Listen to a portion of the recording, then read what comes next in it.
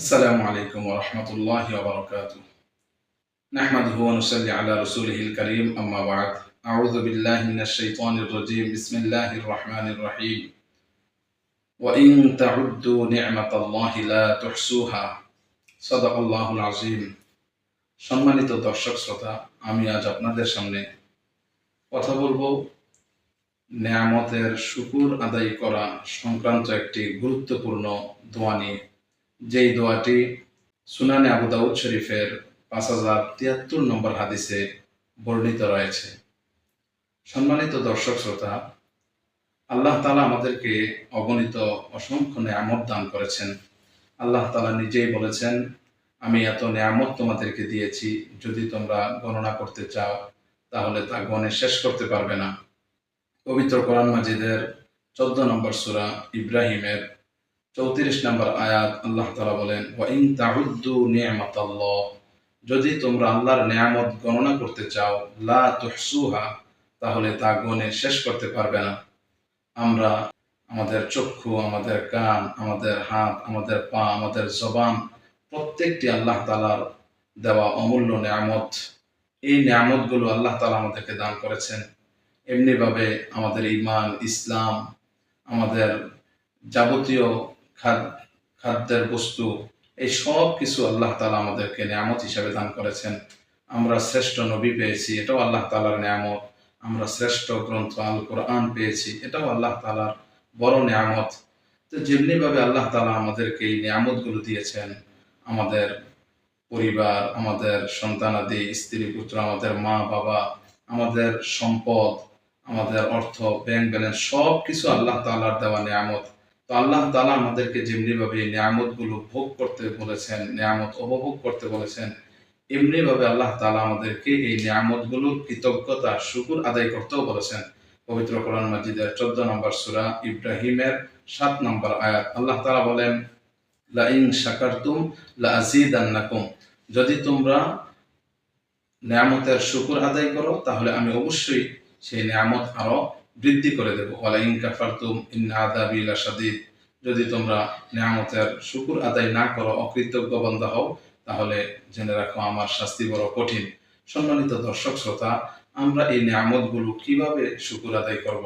আমরা জবানের মাধ্যমে স্বীকার করব যে এগুলো আল্লাহ তাআলার পক্ষ থেকেই এসেছে, আল্লাহ তাআলার দেওয়াই এই নেয়ামতগুলো, আল্লাহ তাআলাই আমাদেরকে দান করেছেন। সম্মানিত দর্শক শ্রোতা, এইভাবে করে আল্লাহ তাআলার নেয়ামতের শুকর আদায় করার চেষ্টা করব।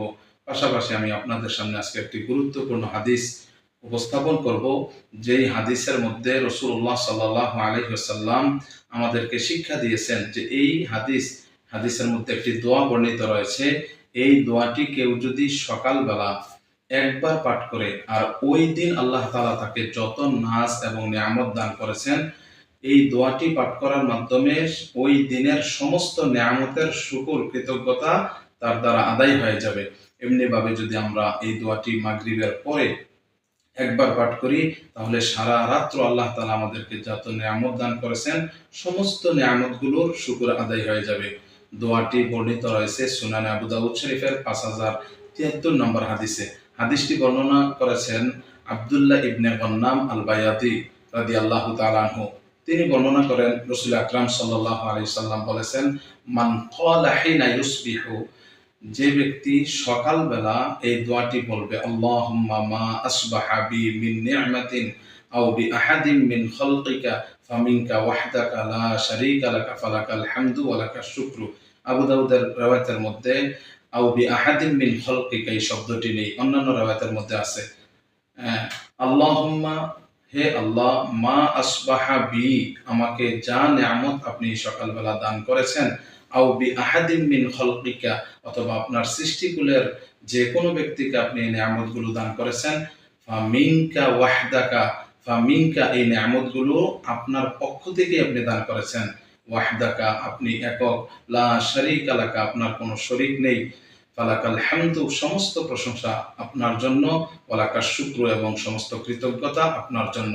রাসূল আকরাম সাল্লাল্লাহু আলাইহি ওয়াসাল্লাম বলেন, এই দোয়াটা যে সকালে পড়বে একবার, ফাকাদ আদ্দা শুকরা ইয়াউমিহি, সে ওই দিনের কৃতজ্ঞতা আদায় করে ফেললো সমস্ত নিয়ামতের। নবীজি সাল্লাল্লাহু আলাইহি সাল্লাম বলেন, ওয়ামান ক্বালা মিসলা যালিকা হিনা ইউমসি, এই দোয়াটি যে ব্যক্তি সন্ধ্যাবেলায় একবার পাঠ করবে, ফাকাদ আদ্দা শুকরা লাইলাতিহি, সে সন্ধ্যাবেলা পড়ার কারণে সারা রাত আল্লাহ তাআলা তাকে যা নিয়ামত দান করেছেন সমস্ত নিয়ামতগুলোর শুকর আদায় করে ফেললো।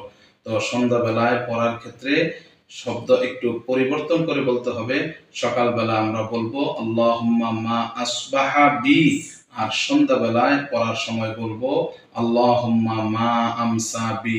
আল্লাহ তাআলা আমাদের সবাইকে আল্লাহ দেওয়া সমস্ত নিয়ামতের শুকর আদায় করার তৌফিক দান করেন।